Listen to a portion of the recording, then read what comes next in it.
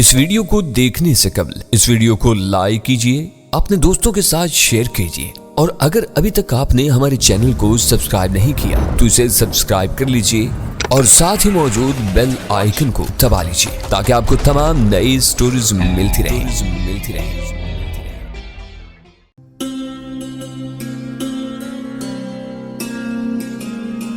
بسم اللہ الرحمن الرحیم۔ ڈسکور اوریجنل کے معزز ناظرین، السلام علیکم۔ اب کس نمبر 475 ملاحظہ فرمائیں۔ گل ہکا بکا کھڑی یہ تماشا دیکھ رہی تھی۔ اس نے کبھی تصور بھی نہیں کیا تھا کہ نازو اتنی اچھی کراٹے کا ہے۔ اس کی اور میری فائٹ خود رابعہ نے پہلی بار دیکھی تھی۔ مجھے یاد تھا کہ میرے اور نازو کے درمیان صرف ایک بار مقابلہ ہوا تھا، وہ بھی نازو کے والدین کے گھر میں۔ یہ بہت پرانی بات تھی۔ میں نے جتنی کوشش کی کہ معاملہ مذاق سے آگے نہ بڑھے، نازو اتنی ہی سیریس ہوتی گئی۔ بالآخر مجھے بھی سیریس ہونا پڑا۔ رابعہ مذاق بھول گئی اور گل تو باقاعدہ چلا چلا کے رونے لگی، کیونکہ بظاہر مقابلہ بہت سخت ہو رہا تھا اور ہم دونوں ایک دوسرے کو بری طرح مار رہے تھے۔ یہ صرف ہم جانتے تھے کہ ہم میں سے کوئی بھی غیر محتاط نہیں ہے۔ نہ میں نے نازو پر کوئی ایسا داؤ آزمایا تھا جس سے اسے نقصان ہوتا، اور نہ اس نے مجھ پر۔ ہم ایک دوسرے کا پورا خیال رکھتے ہوئے لڑ رہے تھے۔ آخری بار جب میں نے نازو کو گھما کے بیڈ پر مارا تو میرا سانس بری طرح پھولا ہوا تھا اور نازو بھی ہانپ رہی تھی۔ ایک دم گل نے اور رابعہ نے اسے دبوچ لیا اور وہیں بیڈ پر دبا لیا۔ نازو نے پہلے ہنسنا شروع کیا، پھر میں نے۔ سردار جی، حد کر دی آپ نے، ہم تو کھیل رہے تھے، آپ کے 12 کیوں بج گئے؟ میں نے کہا۔ یہ کیا وحشیانہ کھیل ہے؟ گل نے چلا کے کہا۔ ابھی کسی کو چوٹ لگ جاتی پھر؟ رابعہ نے اسے سمجھایا۔ تم خواہ مخواہ پریشان ہو رہی ہو گل، یہ تو بس پریکٹس تھی۔ نازو نے کہا۔ ہاں بہت عرصہ ہو گیا تھا، میں بالکل آؤٹ آف پریکٹس تھی، کہیں موقع نہیں ملا تھا ہاتھ پیر چلانے کا۔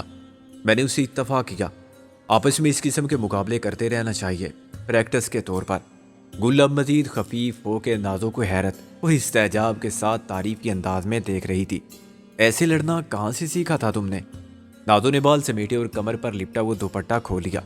سیکھا تھا کالج کے زمانے میں۔ تم مجھے بھی سکھا دو نا، گل نے بڑی معصومیت سے کہا۔ نازو ہنس پڑی۔ سکھا دوں گی، مگر پہلے بہت پٹائی ہوتی ہے، اور یہ 2-4 دن کا کھیل نہیں ہوتا، کئی سال لگ جاتے ہیں اسے سیکھنے میں۔ کئی سال؟ ہاں، اور اتنی فرصت کہاں ہے اب، نہ تمہارے پاس اور نہ میرے پاس، نازو نے کہا۔ میں نے کہا، ہاں اسے پہلے ہی چھوڑ بابول کا گھر، موہے پی کے نگر تم کو جانا پڑا۔ میں نے گانا شروع کیا اور خواتین کے رد عمل سے پہلے ہی باغ کے باتھ روم میں گھس گیا۔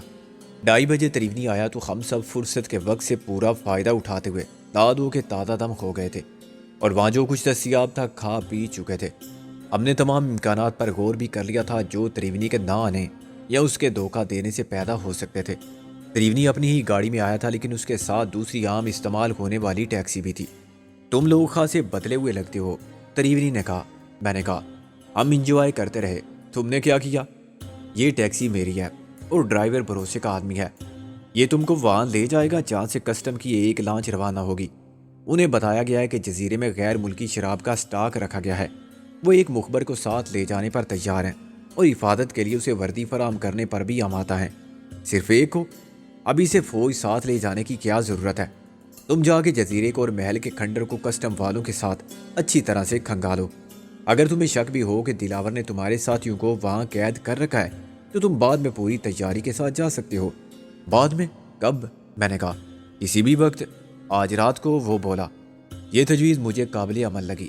میں نے کہا، رات کو تم لانچ کا بندوبست کر دو گے؟ اس نے کہا، لانچ کے علاوہ کیا چاہیے؟ تم نے کہا تھا سوچ کر بتاؤ گے۔ اس وقت تک میں نے کچھ نہیں سوچا تھا، مگر ایک اسکیم اچانک میرے ذہن میں آ گئی۔ چنانچہ میں نے کہا، ہم نے مل کر غور کیا ہے اور اس نتیجے پر پہنچے کہ کچھ چیزوں کی ہمیشہ ضرورت پڑے گی۔ کوئی فہرست بنائی ہے تو مجھے دے دو۔ میں نے کہا، لکھو۔ لائف جیکٹ 6 عدد۔ تریونی نے برہمی سے کہا، میں تمہارا منشی نہیں ہوں، اس ڈرائیور کو بتا دینا، وہ شام تک تمہارے ساتھ رہے گا، تمہاری واپسی تک۔ میں نے کہا، اچھا اسے بلاؤ، تمہارے سامنے پوری فہرست ہوگی تو نہ تمہیں پریشانی ہوگی اور نہ ہمیں۔ مجھے کوئی پریشانی نہیں ہوگی، تریونی نے کہا۔ میں نے کہا، فرض کرو ہم نے لکھوا دی 6 اڑن تشتریاں، 6 الادین کے چراغ، 6 سلیمانی ٹوپیاں، جن کو اوڑھ کے آدمی غائب ہو جاتا ہے۔ تریونی کے لبوں پر مسکراہٹ پھیل گئی۔ مجھے دلاور نے بتایا تھا کہ انتہائی خطرے میں بھی تم سیریس نہیں ہوتے۔ میں ڈرائیور کو بلاتا ہوں۔ ڈرائیور ایک عجوبہ تھا، وہ اشرف المخلوقات کی مختصر ترین صورت تھا۔ اور 5 فٹ قد کا بے حد پورٹیبل آدمی تھا۔ اس کے کپڑے سائز سے بہت بڑے تھے، یوں محسوس ہوتا تھا جیسے وردی کے اندر کا آدمی اچانک سکڑ گیا ہے۔ حیرت انگیز طور پر اس کی آواز بڑی پاٹ دار تھی۔ میں نے کہا، لکھو لائف جیکٹ 6 عدد۔ اس نے مجھے ڈانٹ کر کہا، سائز؟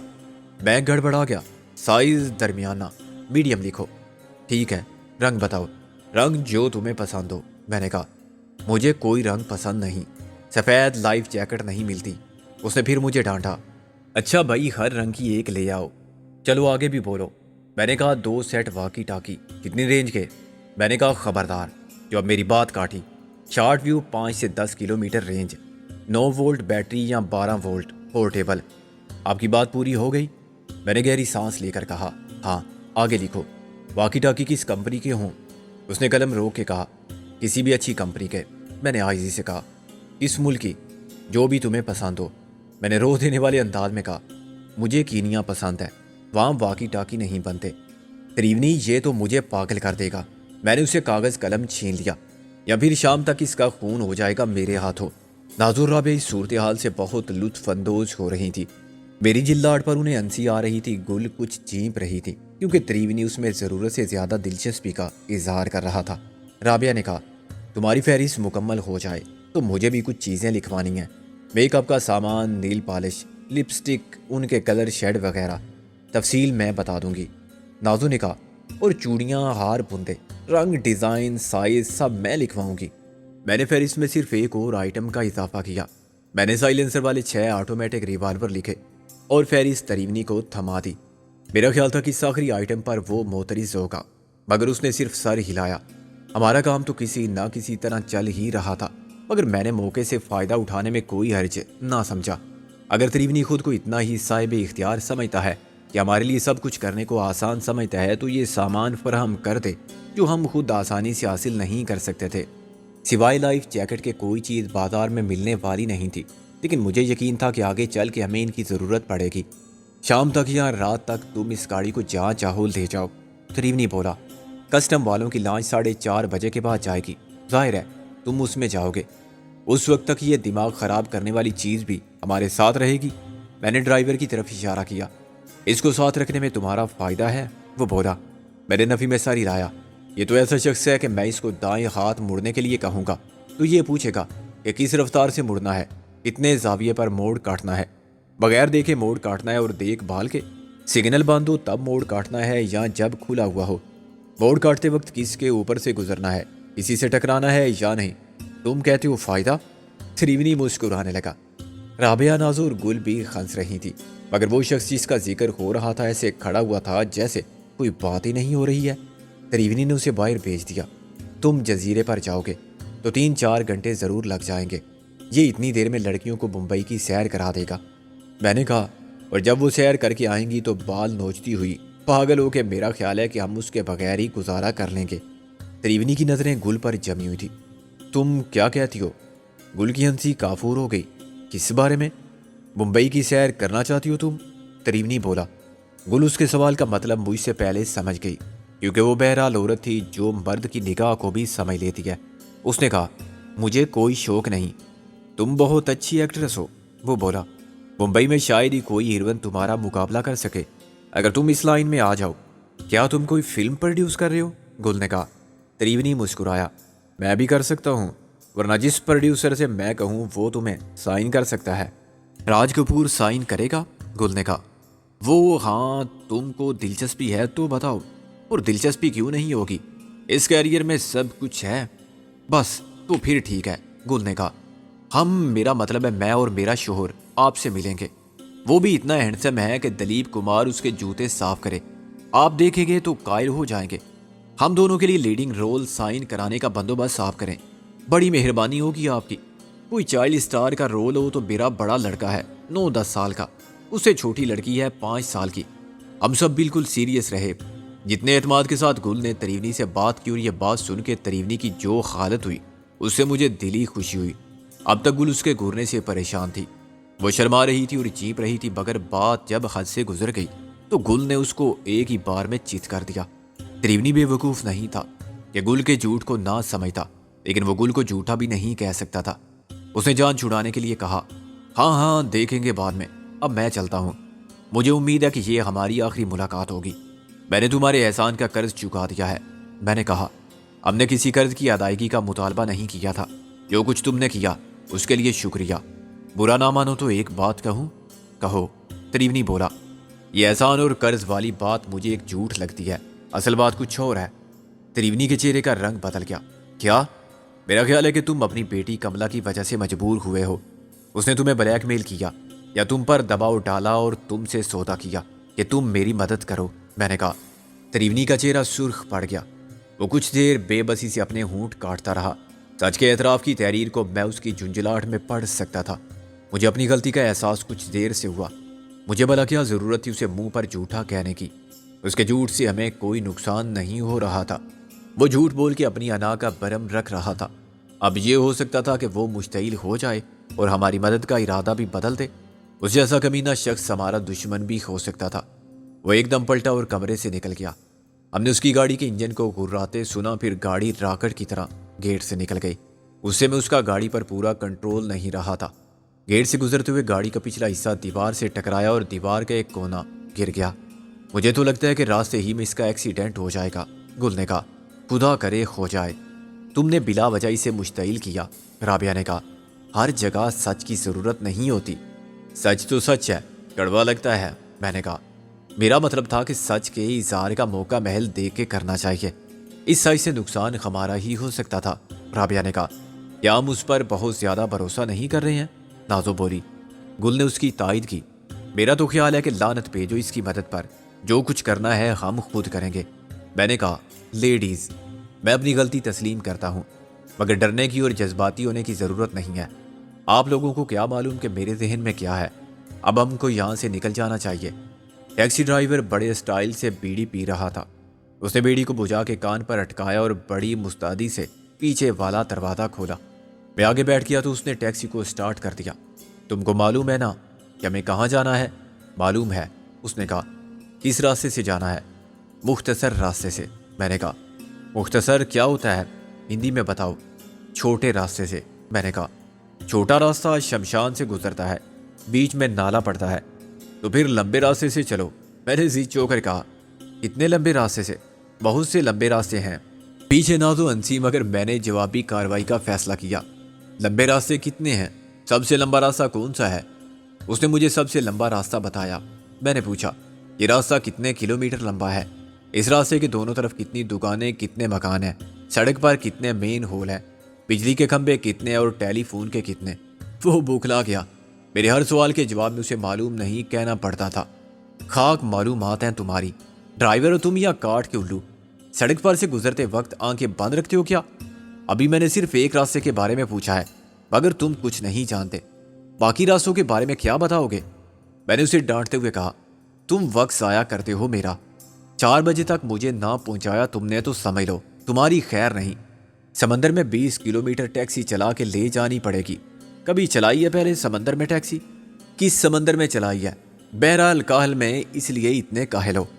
وہ مجھ سے زیادہ زبان نہیں چلا سکتا تھا۔ اگر وہ میرے بیتوکے سوالات کا جواب دینے کی کوشش کرتا تو خود پاگل ہو جاتا۔ اس نے خاموشی اختیار کی اور میں نے فاتحانہ نظروں سے پیچھے دیکھا۔ رابعہ نے آنکھوں میں کہا کہ بس اتنا کافی ہے۔ نازو نے اشارے سے کہا کہ بالکل ٹھیک ہے، یہ سلوک، تماشا جاری رکھو۔ مگر میں اسے زیادہ پریشان کرنا نہیں چاہتا تھا کہ کہیں وہ بنا کے ٹیکسی کھمبے میں نہ مار دے اور پھر کہے کیا بولو۔ 3:45 بجے اس نے ہمیں سمندر کے ساحل پر پہنچا دیا۔ یہ پورٹ کا آخری حصہ تھا جہاں کسٹم والوں کی ان گنت موٹر بوٹس اور لانچیں نظر آ رہی تھی۔ یہ خاصی پریشان کن صورتحال تھی۔ تریونی نے مجھے اس لانچ کے بارے میں کچھ نہیں بتایا جس پر مجھے جزیرے تک جانا تھا۔ میں رابعہ، ناز اور گل سے مشورہ بھی کرنا چاہتا تھا، لیکن اس ڈرائیور کی موجودگی میں بات نہیں کی جا سکتی تھی۔ میں نے اس سے کہا کہ وہ لانچ کون سی ہے جس کا ذکر تریونی نے کیا تھا؟ مجھ سے انہوں نے کسی لانچ کا ذکر نہیں کیا تھا۔ وہ بولا اچھا؟ میں نے سوچتے ہوئے کہا کیا نام ہے تمہارا؟ کون سا نام؟ میں نے کہا کیا نام بھی کہیں ہوتے ہیں؟ میرے 3 نام ہیں۔ وہ بولا 3 نام کیوں ہیں؟ میں نے لطف لیتے ہوئے کہا لوگوں کی مرضی۔ ماں باپ نے غلام محمد کہا، لوگ گامو کہنے لگے۔ تریونی صاحب غلام کہتے ہیں۔ میں نے ہنس کے کہا جوکر کیوں نہیں کہتے، وہ بھی تو غلام ہی ہوتا ہے۔ خیر تم نیچے اتر کے مشرق کی طرف 30 درجے کے زاویے پر 20 میل فی گھنٹہ کی رفتار سے جاؤ اور 40 گز کے فاصلے پر رک کے سمندر کو گھورتے رہو 3:54 تک۔ اس نے قابل رحم نظروں سے میری طرف دیکھا اور نیچے اتر کر میری بتائی ہوئی سمت میں چل پڑا۔ 3 لڑکیوں نے بنسنا شروع کر دیا تھا۔ وہ بیچارہ تو عادت سے مجبور ہے، تم اسے کیوں پریشان کرتے ہو؟ اس لیے کہ میں پریشان ہونا نہیں چاہتا، میں نے کہا۔ یہ اگر 1 ہفتہ رہے میرے ساتھ تو اس کی عادتیں درست ہو جائیں۔ خیر اب وہ بات تو سنو جو میں اس کے سامنے نہیں کہنا چاہتا تھا۔ رابعہ نے انگوٹھے کی مدد سے اس کی طرف اشارہ کیا جدھر اس ٹیکسی کا ڈرائیور غلام محمد یا گامو کھڑا ہوا تھا۔ میں نے اس کا مطلب سمجھ لیا تھا۔ رابعہ مجھے خبردار کرنا چاہتی تھی کہ کہیں یہ گفتگو اس کے کانوں تک نہ پہنچ رہی ہو۔ وہ ٹھیک 40 قدم کے فاصلے پر رک گیا تھا، جو اندازاً 40 گز ہی ہوتے ہیں، لیکن کسی معمولی سے واقی ٹاکی یا بچوں کے کھلونے جیسے ریسیور کے لیے یہ فاصلہ زیادہ نہیں تھا۔ اگر کار میں کہیں خفیہ مائکرو فون ہوتے تو وہ آسانی سے ہماری ساری گفتگو سن سکتا تھا۔ تریونی کی گاڑی میں مواصلاتی رابطے کے مؤثر نظام کا مشاہدہ ہم سب کر چکے تھے۔ اس میں اپنے دفاع اور کسی ممکنہ دشمن کے خلاف کارروائی کا بھی غیر معمولی بندوبست تھا۔ یہ گاڑی بھی خود تریونی ہی لایا تھا اور اس نے یہ بھی بتا دیا تھا کہ ڈرائیور اس کا اپنا آدمی ہے۔ چنانچہ یہ بات بعید از امکان نہ تھی کہ اس ٹیکسی میں بھی اس نے جاسوسی کے لیے خصوصی آلات نصب کرا دیے ہوں۔ تریونی کی ملکیت ہونے کے باوجود یہ ٹیکسی تھی، اسے تریونی کی عیاری سمجھا جا سکتا تھا۔ ٹیکسی پبلک ٹرانسپورٹ ہوتی ہے، ہم اسے محفوظ سمجھ سکتے تھے۔ ٹیکسی کسی کی نظر میں بھی نہیں آتی کیونکہ ایسی ہزاروں گاڑیاں ہر جگہ ہر وقت نظر آتی ہیں۔ رابعہ کی دور اندیشی نے ہمیں بچا لیا۔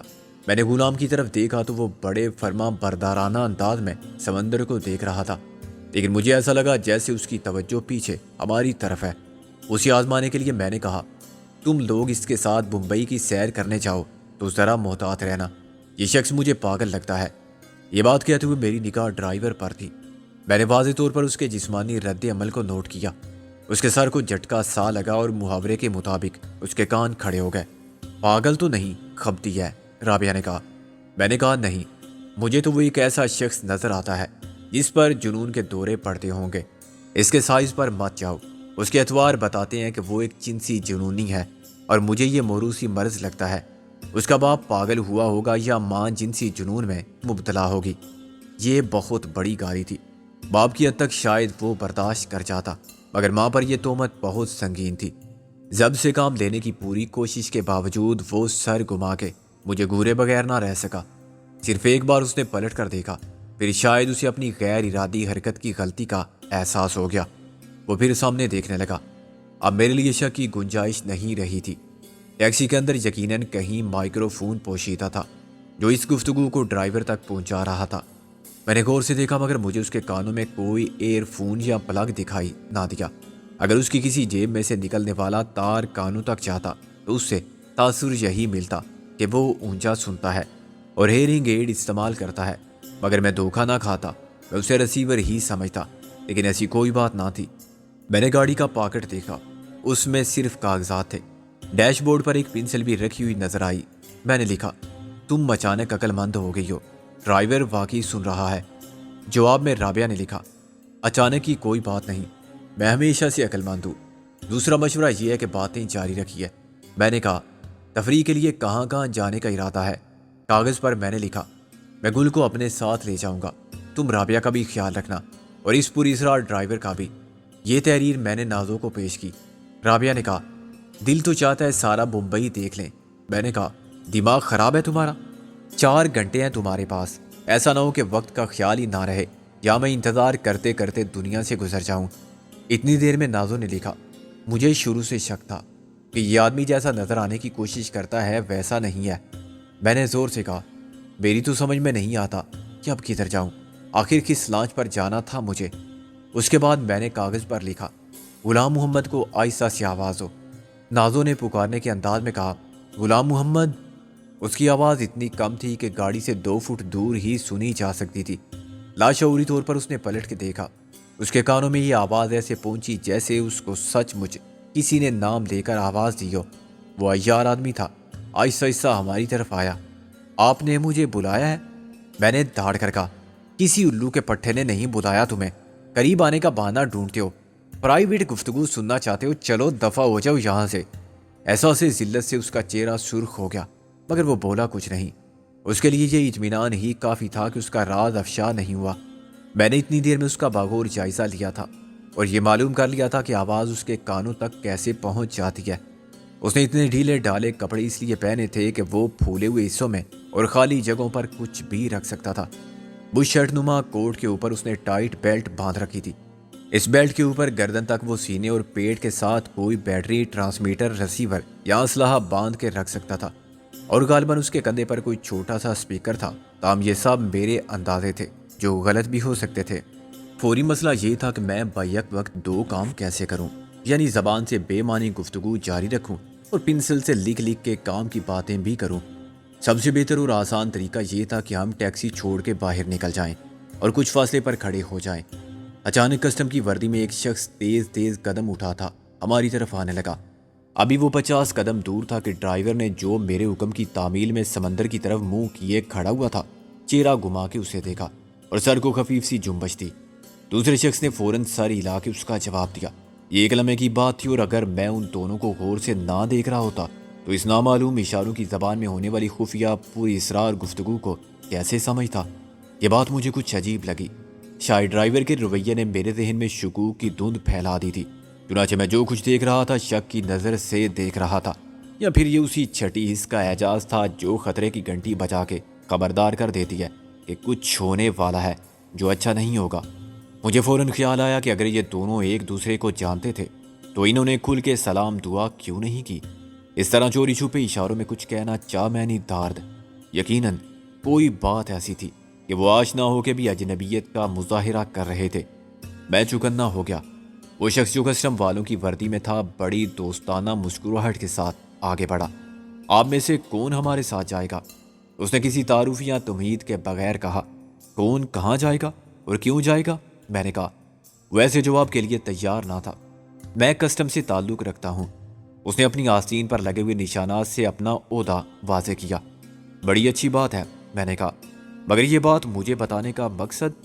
اس نے کنفیوز ہو کے کہا، کیا آپ کو کسٹم کی لانچ پر رنگ محل نہیں جانا تھا؟ رنگ محل؟